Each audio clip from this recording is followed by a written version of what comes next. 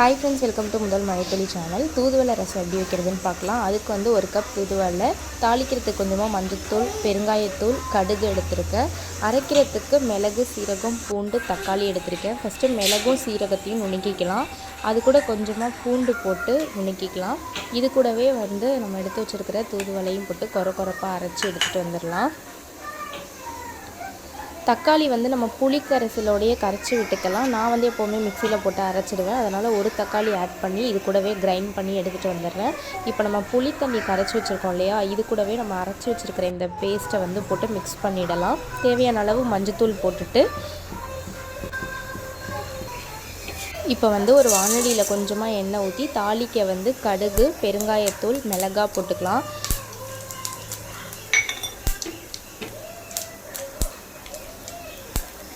இது ரொம்பவே சளிக்கு ரொம்ப நல்லது. கண்டினியூஸாக நம்ம வாரத்தில் 2 நாள் இந்த மாதிரி வச்சு சாப்பிடலாம். இப்போ வந்து தேவையான அளவு உப்பு ஆட் பண்ணிக்கலாம். ஆட் பண்ணிவிட்டு இப்போ இதில் அந்த ரசத்தை வந்து நம்ம எடுத்து ஊற்ற வேண்டியதான்.